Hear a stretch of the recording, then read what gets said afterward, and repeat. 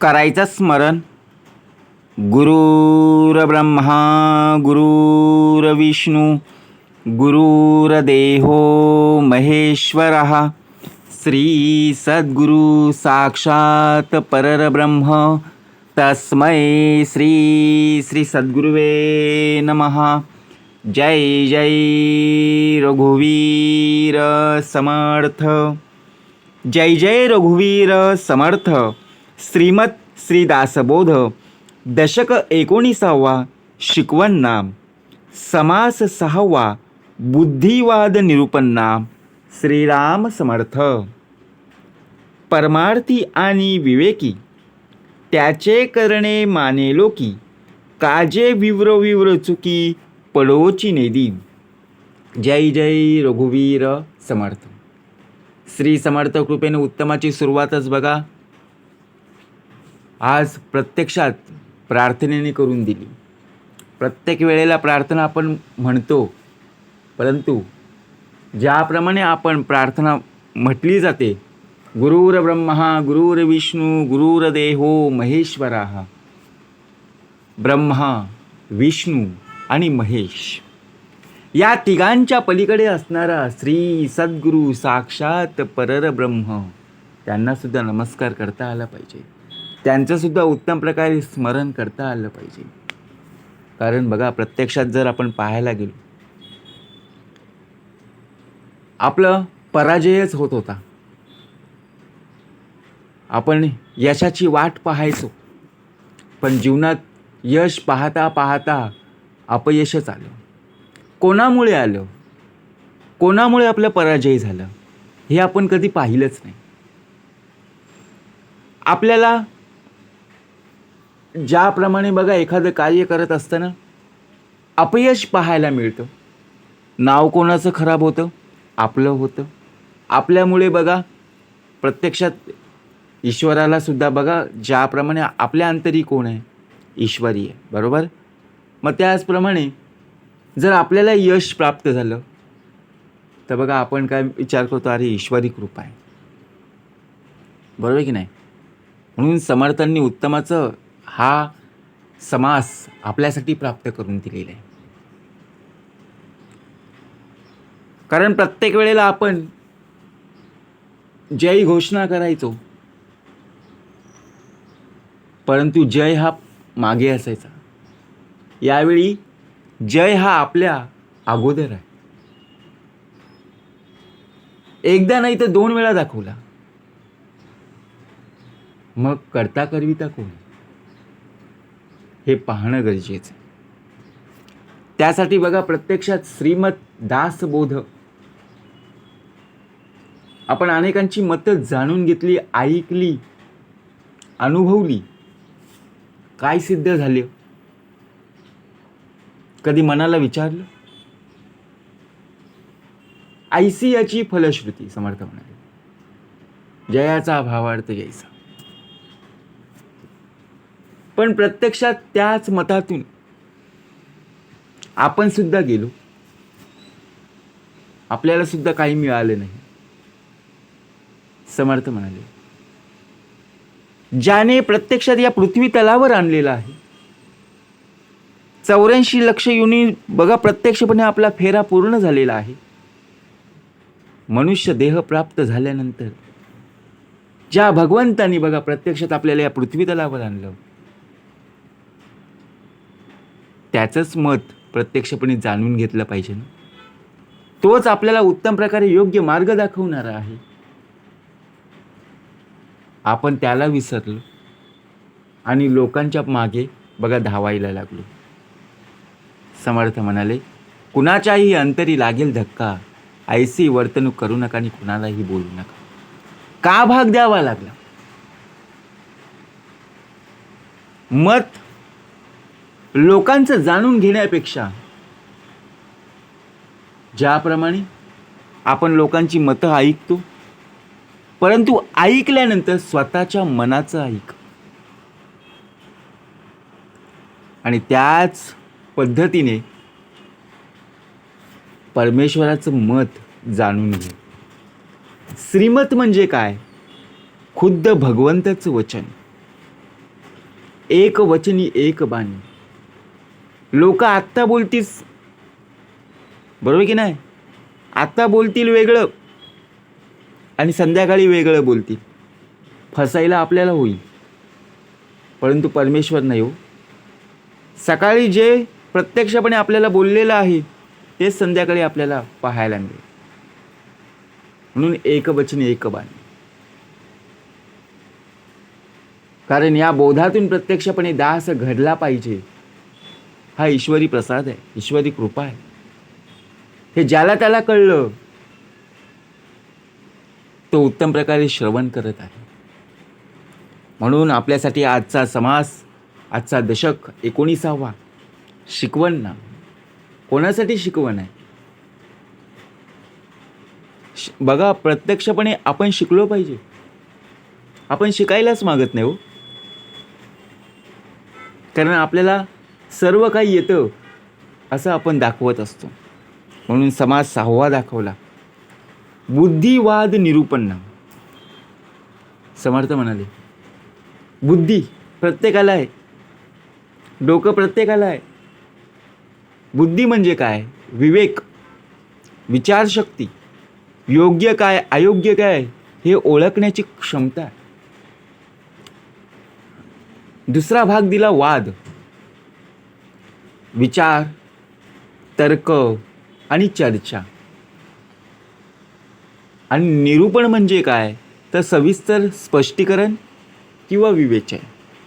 म्हणून बुद्धिवाद निरूपण म्हणजे बुद्धी, विवेक, योग्य विचार आणि तर्क यांचं सखोल विवेचन. म्हणून समर्थ म्हणाले ना, मनुष्य देहाने अंधश्रद्धा, अहंकार किंवा केवळ भावनांवर न चालता सतसत विवेक बुद्धीचा उपयोग करून सत्याचा शोध घ्यावा. योग्य निर्णय, सत्संग आणि आत्मज्ञानासाठी शुद्ध बुद्धी अत्यंत आवश्यक. म्हणून आजचा हा समास मनुष्य देहाला विवेकपूर्ण जीवन कसं जगायचं, योग्य निर्णय क्षमता आणि अध्यात्माचा मार्ग शिकवत आहे. म्हणून करूया श्रवण श्रीराम समर्थ. परमार्थी आणि विवेकी त्याचे करणे मानेलो की, काजे विव्र विव्र चुकी पडोची नेधी. समर्थ म्हणाले, आपला देह हा प्रत्यक्षात जर पाहायला गेलो तर प्रपंचामध्येच गुंतलेला आहे. आता ज्या वृत्तीने आपण पाहत आलेलो आहोत, जो परमार्थी नसून विवेकही असतो. आता विवेक म्हणजे काय? समर्थ म्हणाले, त्याचं करणं बघा प्रत्यक्षपणे लोकांना मान्य होतं. कारण कुठेही काम करण्यापूर्वी तो अनेक पद्धतीने त्यासंबंधी विवरण करून कामात चूक होऊ देत नाही. आता प्रत्यक्षात जर पाहायला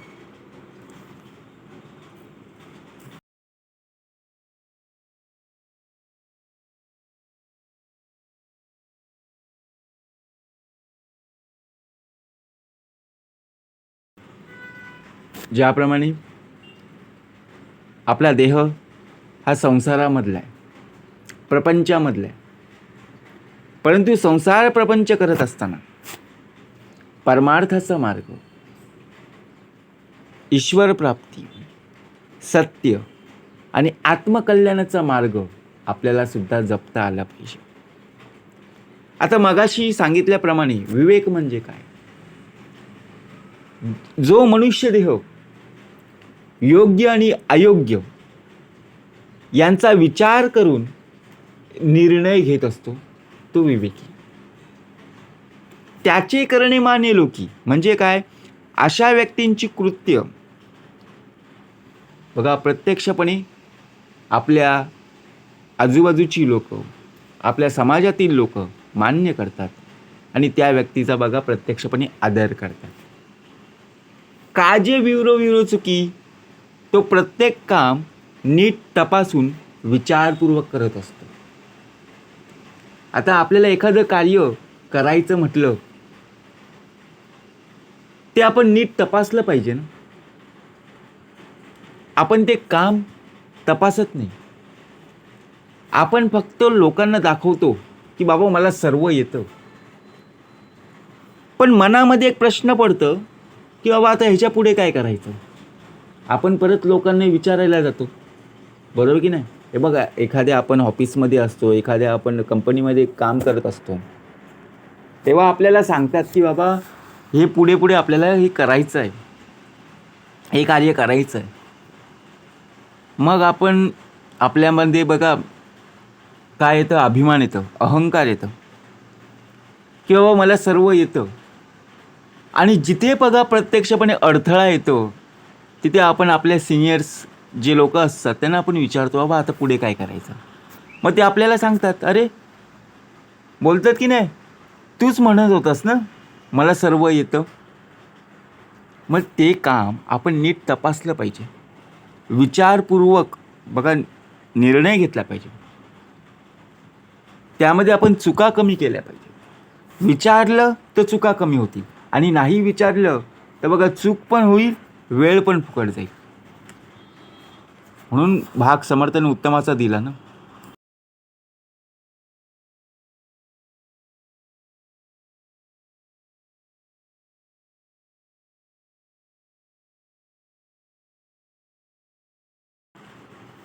समर्थ म्हणाले, ज्या गोष्टीबद्दल लोकांच्या मनात संदेह असतो. आज जर पाहायला गेलो, प्रत्येकाच्या मनात संदेह आहे. कुठला संदेह बघा, विचार जर केला, ज्या गोष्टींबद्दल आपल्याला शंका वाटते, शंका तेव्हाच वाटते मनाला प्रश्न पडतो तेव्हा. तो कदापि करीना ती गोष्ट विवेकी मनुष्य घाईघाईने करत नाही. कुठल्याही कार्यास जेव्हा आपण सुरुवात करत असतो, आरंभ करत असतो, तो त्या शेवटी बघा त्याचा परिणाम काय होईल, त्याचा शेवट कसा होईल यासंबंधी अनुमान करून मगच कामास आरंभ करतो आणि ते कार्य पार पाडतो. आपण एखादं कार्य करत असताना ते कार्य पूर्ण होईल का हे आपण पाहत नाही. कार्याचा शेवट कसा होईल हे सुद्धा आपल्याला माहीत नसतं. याचा आपण बघा प्रत्यक्षपणे विचारसुद्धा करत नाही. मिळालेलं काम लगेच आपण सुरुवात करतो, परंतु अनुभवासी प्रत्यक्षात. म्हणून समर्थ म्हणाले, विवेकी मनुष्य कोणतंही काम अंधपणे किंवा घाईने करत नाही. ज्या गोष्टींबद्दल शंका असेल तिचा पूर्ण विचार, परिणाम आणि सत्य काय असत्य काय यांचा विवेक करून मगच निर्णय घेत असतो.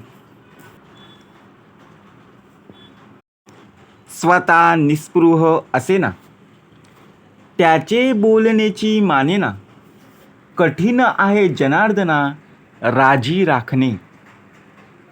समर्थ म्हणाले, जो स्वतः निस्पृह नसतो, प्रत्यक्षात जर पाहायला गेलो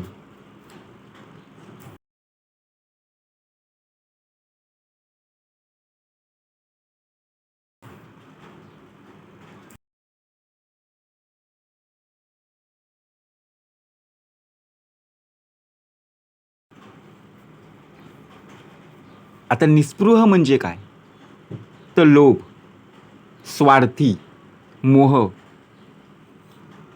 ज्याप्रमाणे या अपेक्षांपासून मुक्त असतो, त्याचं बोलणं कुणाला मान्य होत नाही.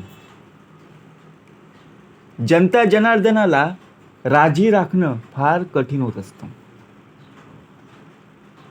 समर्थ म्हणाले, जो स्वतः निस्पृह नाही, निस्पृह म्हणजे काय, निस्वार्थ नाही, त्याच्या उपदेशावर किंवा बोलण्यावर लोकांचा सहज विश्वास बसत नाही. कारण आचरण आणि वाणी यात एकरूपता असणं आवश्यक. सर्व लोकांना कायम आनंदी किंवा संतुष्ट ठेवणं शक्य नसतं. म्हणून मनुष्य देहाने सत्य काय, असत्य काय, विवेक आणि योग्य आचरून बघा यांचा आदर घेतला पाहिजे. आधी स्वतःच्या जीवनात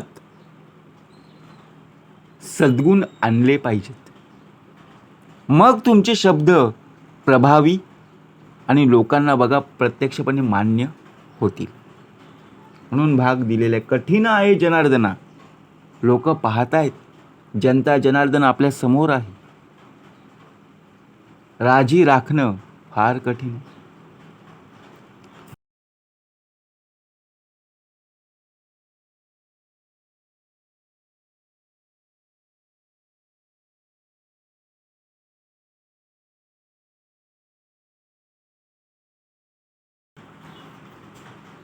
समर्थ म्हणाले,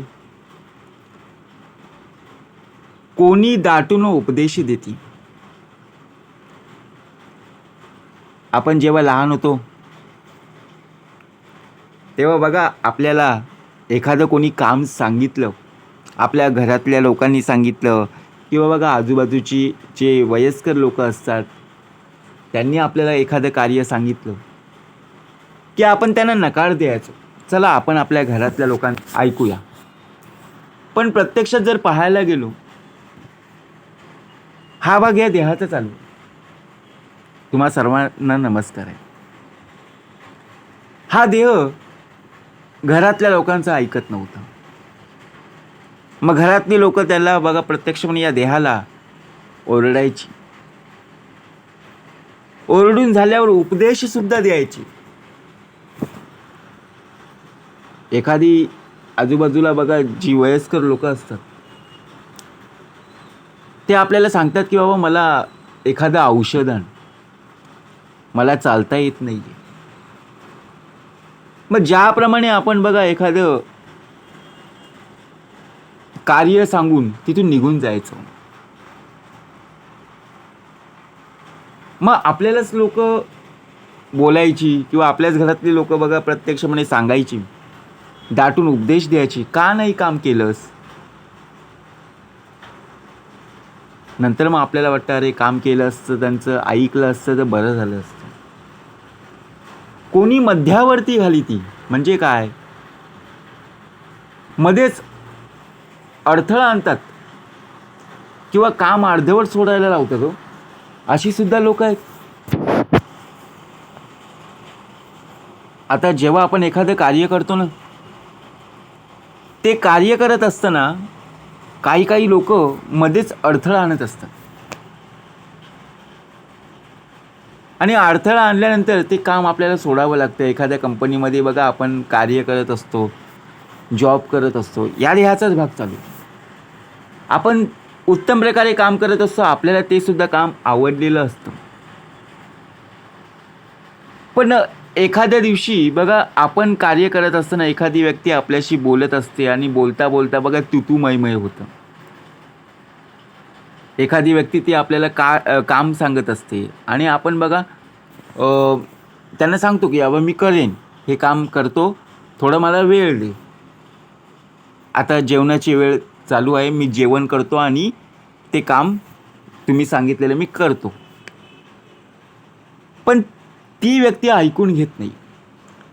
ती बोलते मला वेळ कमी आहे, तू नंतर बघा, प्रत्यक्षपणे ते नंतर जेवणाचा टाईम आहे, ते नंतर जेव आणि पहिलं माझं कार्य करून दे. मग आता आपण काय विचार करणार, अरे जेवणाची वेळ चालू आहे, आता मी जेवण करेन, नक्कीच हे कार्य पूर्ण करेन. पण लोक आता ऐकायला तयार नाही. मग तू मय झाल्यानंतर बघा प्रत्यक्षपणे काय होतं, आपल्यालाच वाईट वाटतं की आपण एवढं चांगलं कार्य करत असताना आपल्यावर बघा प्रत्यक्षपणे काय सांगितलेलं आहे, आपल्या मनाला सुद्धा दुःख झालं आणि नंतर मग ते आपण बघा ते काम सोडून देतो. बरोबर ना. का काम सोडलं, काम तर आपल्या आवडीचं होतं, पण लोकांमुळे सोडलं. कोणी मध्यावर्ती घाली ती, कोणी अडथळा आणत होतं. असं का होतं. मग आपण खचून जातो. नंतर आपण विचार करतो, अरे एखाद्या कारणामुळे बघा आपण ते काम सोडलं. ते सहजची हळू पडती लाल चिनी म्हणजे काय? स्वभाव प्रत्येकाचा पाहायला मिळत असतो. म्हणून इतरांच्या प्रत्येक मताने विचलित न होता विवेकाने विचार करून स्वतःचा मार्ग स्वतःच बघा प्रत्यक्षपणे योग्य रीतीने धरला पाहिजे.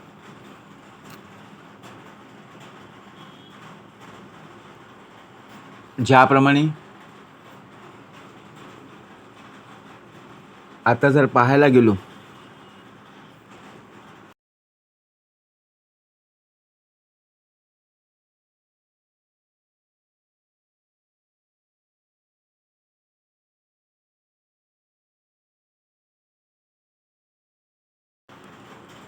समर्थ म्हणाले, ज्याला विवेक सांगावा तोच प्रतिकूल होतो. आता विचार जर केला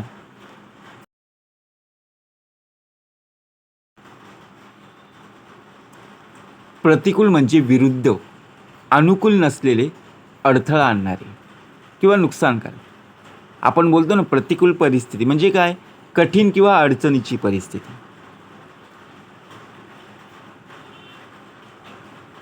जयास सांगावा विवेक, योग्य अयोग्य. विवेक म्हणजे काय? योग्य अयोग्य ओळखण्याची बुद्धी. तोची जाणावा प्रत्येक, तोची जाणावा प्रतिकुंचक, पुढे पुढे नासक कारभार होत. नुकसान करणारे वर्तन किंवा कार्य ज्याचा विवेक प्रत्यक्ष अनुभवाने बघा प्राप्त झालेला आहे. एखाद्या व्यक्तीवर आपण विश्वास ठेवावा, परंतु विचार न करता पुढे पुढे गेल्यास त्यांच्या बघा एखादा आपण असं पाहायलासुद्धा मिळतं. एखाद्यावर आपण विश्वास ठेवायचा आणि त्यांच्या मागे मागे जाऊन आपण पुढे पुढे जाण्याचा प्रयत्न करायचा, शेवटी नुकसानच होतं. म्हणून विवेक आणि अनुभव या कृतीमुळे यश तर मिळतंच, आणि सर्वात महत्त्वाचं म्हणजे उतावळेपणा आणि अविवेक यामुळे आपला नाश होतो.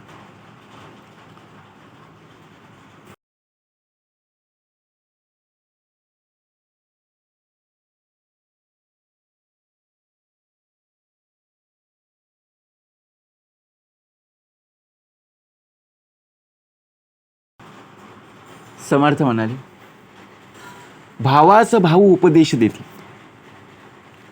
आता लहान भाऊ मोठा भाऊ आपण आपल्या घरामध्ये बघा, ज्याप्रमाणे एखादा मोठा भाऊ आपल्याला प्रत्येक वेळेला सांगत असतो, उपदेश करत असतो. अतिशय जवळचा आपलाच माणूस सुद्धा बघा आपल्याला काय देतो? उपदेश देत असतो. पुढे पुढे होते फजिती, अपमान होतं, लोकांना हसू येतं. ओळखीच्या लोकांत म्हणती तर मांडूच नाही. आता ओळखीच्या लोकांमध्ये जर बघा एखादा विषय आपल्या घरातला निघाला आणि तिथे बघा प्रत्यक्षात आपल्याच भावानी आपल्या विरुद्ध सांगण्याचा प्रयत्न केला किंवा आपल्याबाबत काही बोललं, लोक हसायची थांबणार आहेत का? लोकांना एवढंच पाहिजे असतं. कधी यांच्याविषयी बघा प्रत्यक्षपणे पाहायला मिळतं, ऐकायला मिळतं.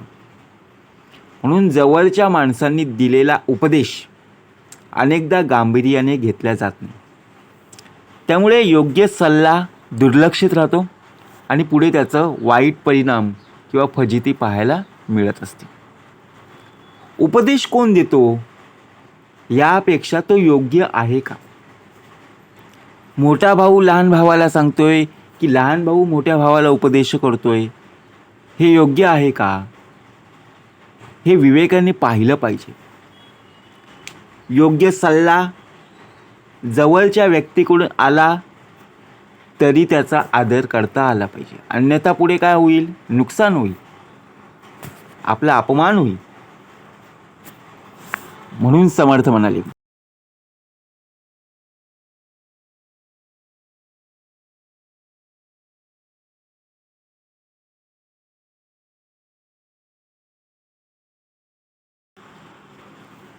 समर्थ म्हणाले, पहिलेच दिसे परिनासे. आपल्याला सुद्धा बघा, पहिला थाट पुढे राहत नाही, नष्ट होत. लोक अशा गोष्टीस मान्यता कशी देतील? आता जर पाहायला गेलो ना, परी दिसे तरी नासे. आपल्या डोळ्यांना एखादी गोष्ट पाहायला मिळाली, त्या गोष्टींचा आपण विचार करतो, परंतु आपल्याला एवढं कळत नाहीये की त्या वस्तूचा शेवटी नाश होणार आहे. नाशिवंत आहे ना. विवेकी मानिती नेम, विवेकी मान्य करीती कैसे, हे मान्य आपल्या देहाला होत नाहीये. योग्य काय अयोग्य काय हे आपण ओळखूनच घेत नाहीये. अविवेकी ते कैसे मिळती तेथे. म्हणून प्रत्यक्षात पाहायला जर गेलो, अविवेक यातला फरक आपल्याला ओळखता आलाच पाहिजे. ना होईल की आपण विचार करू,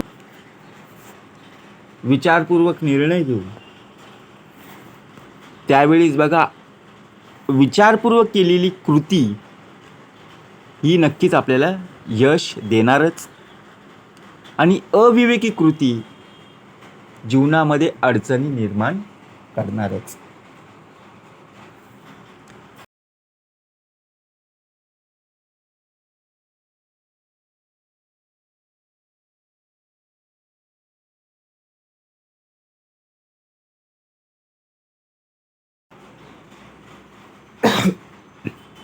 भ्रतार शिष्य स्त्री गुरु. भ्रतार म्हणजे काय? पती. शिष्य म्हणजे कोण? विद्यार्थी किंवा शिष्य. गुरु म्हणजे कोण? मार्गदर्शक किंवा शिक्षक. आणि ज्याप्रमाणे आपण विचार करतोय हे फटकळ. फटकळ म्हणजे काय? विचार न करता बोलणारे. भ्रष्टकारी म्हणजे अधपतन किंवा नुकसान करणारे.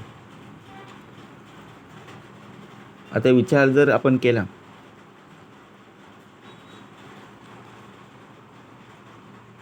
गुरुजींचं आज्ञेचं पालन आपल्याला करता आलं पाहिजे. मार्गदर्शक करणारा कोण आहे?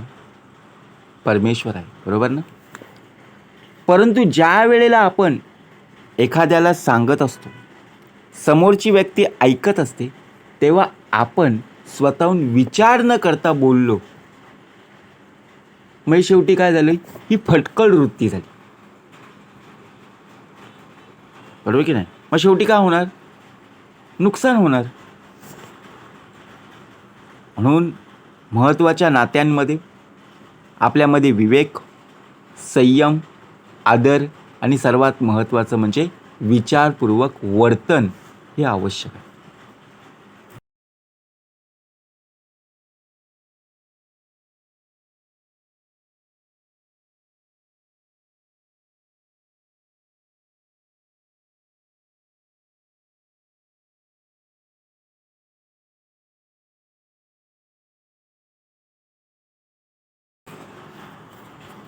प्रगट विवेक बोले ना, उघडपणे विवेक बोलत नाही. आणि लोकांसमोर वेळ बघा, प्रत्यक्षपणे आपण विचार करतो, वेळेचं नियोजन करतो, परंतु तिथे प्रगट म्हणजे काय? प्रगट विवेक म्हणजे काय? तर स्पष्टपणे जागृत आणि योग्य विचारशक्ती. बघा, प्रत्येक शब्दाचा अर्थ समर्थाने सांगितलं. काही काही शब्द आपल्या डोक्याच्या वरून जातात, परंतु विवेकी जो मनुष्य असतो ना, तो लपवा छपवीने किंवा अंदाजाने बोलत नाही. मुख्य आत्मज्ञानाचा निश्चय लोकांच्या अनुमानात आणूनच देत नाही आहे. तो मुख्य विषयाचा ठाम निश्चय करतो आणि सर्व बाजूंनी विचार करतो आणि मगच निर्णय घेतो. कारण विवेकी व्यक्ती घाईघाईने मत देत नाही. ती सत्य, अनुभव आणि विचार यांच्या आधारावर निर्णय देत असते.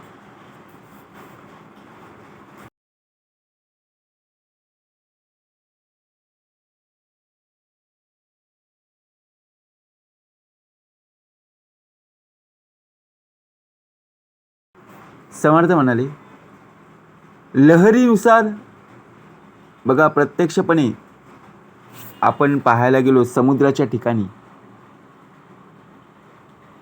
लाटा येत असतात. जेव्हा लाटा येत असतात त्या लाटा बघा प्रत्यक्षपणे तिथेच थांबतात का? हुक्की सरीचा भरी भरे, भरती आली की पाणी भरलं, ओहोटी आली की पाणी निघून गेलं. तसंच आहे. आता विवेक शिकवायला गेलं तरी ग्रहण करत नाही. म्हणून बालपण हे कोवळं असतं. त्यावर जे आपण संस्कार करू ना तेच संस्कार त्याचा भावी काळ ठरवित असतात. कोणास काहीच न मागावे, भगवत वचन वाढवावे, विवेक बळे जन लावावे भजनाकडे. कोणाकडे आता काहीच मागायचं नाही. जे आपल्याकडे आहे ना त्यामध्येच प्रत्यक्षपणे आपल्याला सुखी आणि आनंदी राहता आलं पाहिजे. याचा विचार आपण कधी करत नाही. आपण लोकांकडून जास्तीत जास्त मागतो, मला हे नाही मिळालं, ते नाही मिळालं, आपण अशी टीका करतो. आता लोकांत भगवत वचन वाढवावे आणि विवेकाच्या बळावर बघा लोकांना भजनाकडे सुद्धा आपल्यासोबत नेता आलं पाहिजे. का भगवत भजन हे आपण विसरलेलो आहोत.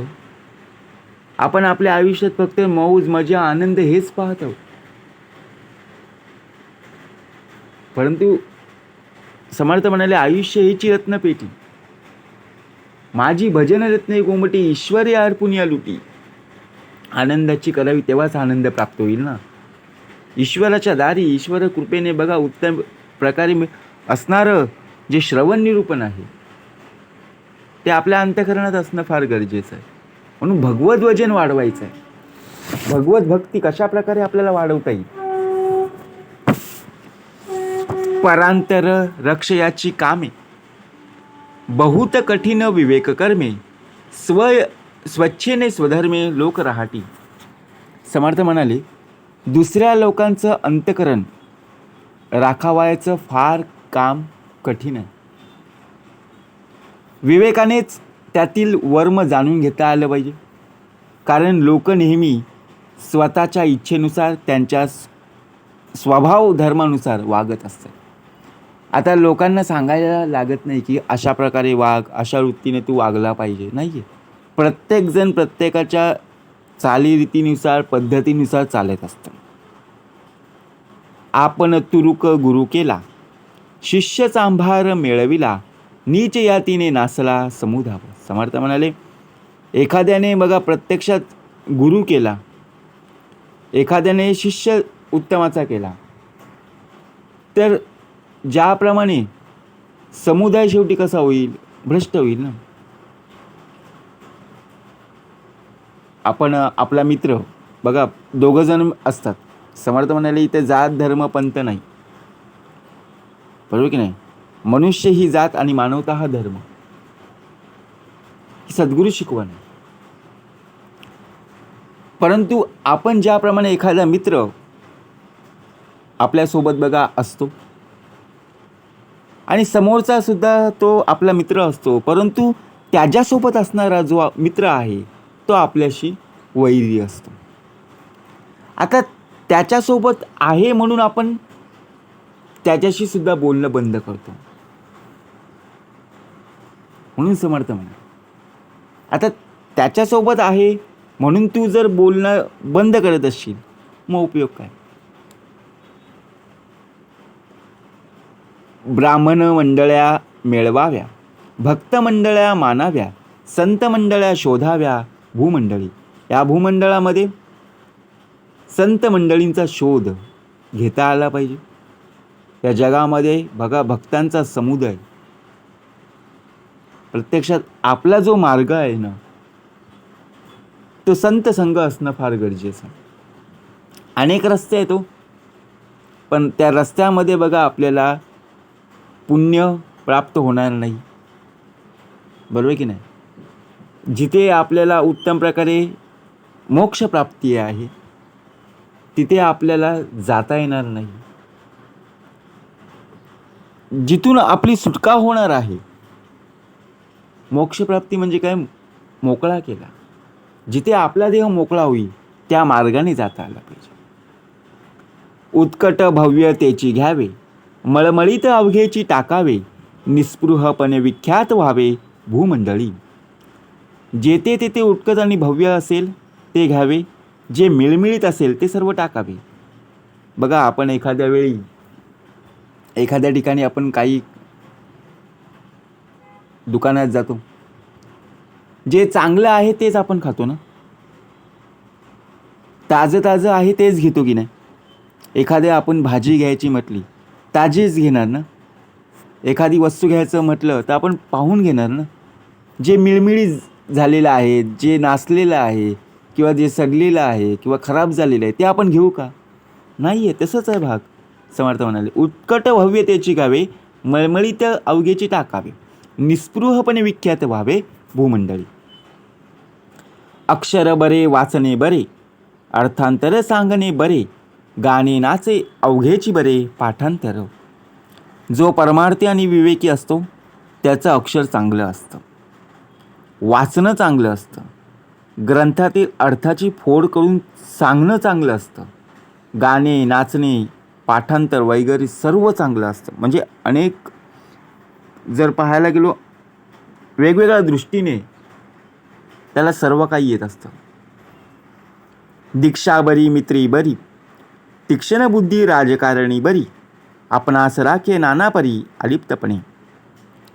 त्याची दीक्षा चांगलीच असते, मैत्री चांगली असते, राजकारणात चालणारी जी तीक्ष्ण बुद्धी आहे ही त्याच्याजवळ असते आणि नाना प्रकारे बघा स्वतःला अलिप्त ठेवत असतो. अखंड हरिकथेचा छंदू, सकळांस लागे नामवेदू, प्रगट जयाचा प्रबोधू सूर्य जैसा.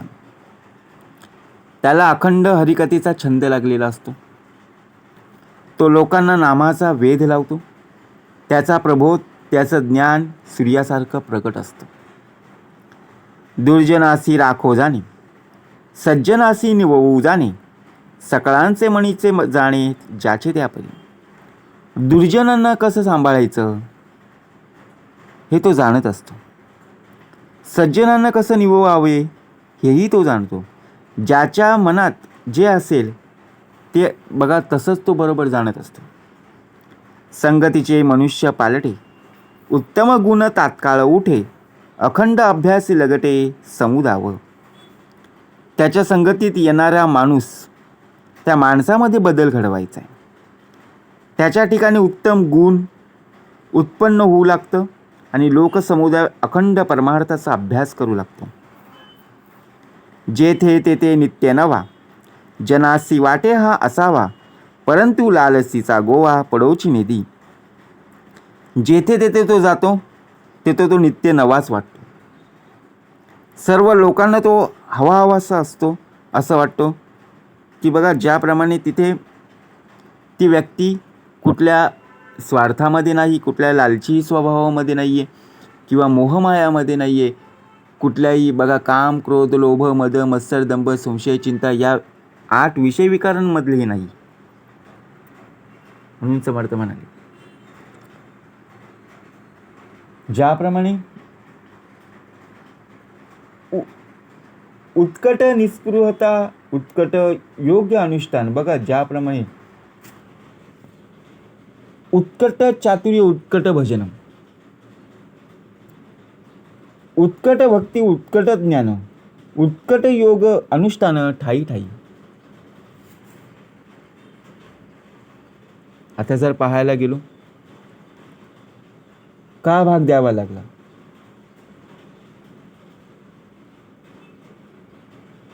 त्याच्या उत्कट निस्पृहतेमुळे त्याची कीर्ती सर्व दिशांत पसरते आणि त्याच्या या उत्कट भक्तीमुळे लोकसमुदाय निवतो.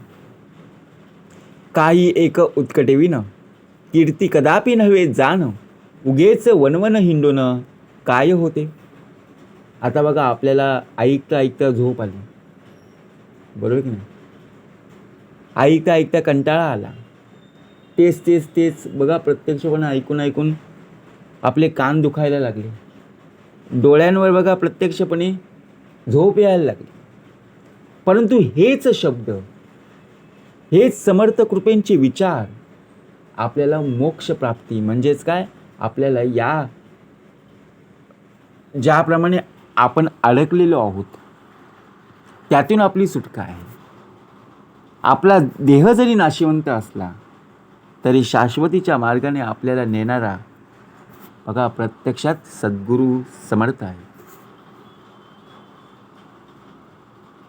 म्हणून कुठलीही गोष्ट उत्कटतेने केल्याशिवाय कधीही कीर्ती मिळत नाही.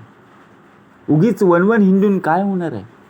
समर्थ म्हणाले, वनवन हिंडून काहीच प्राप्त होणार नाहीये.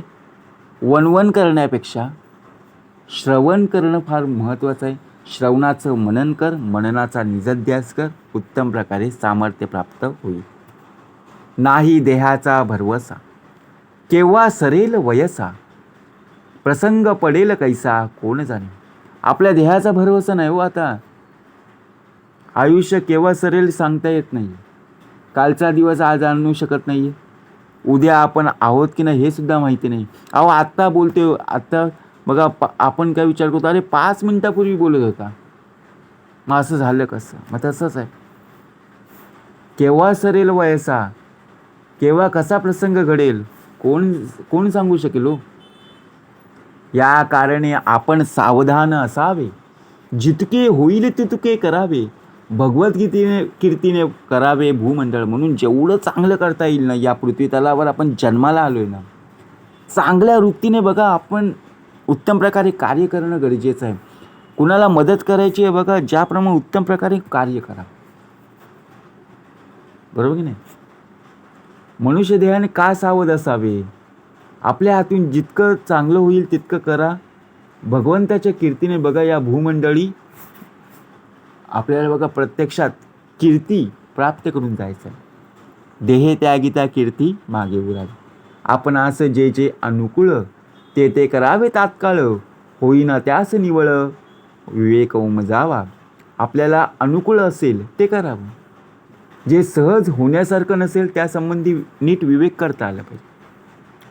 विवेकांमध्ये सापडेना ऐसा तो काहीच असेना, एकांती विवेक अनुमाना आणून सोडी. विवेकाच्या योगे बघा प्रत्यक्षात उमजत नाही असं काहीही नसतं. एकांतात बसून विवेक केला की तो अचूक अनुमान करता येतो.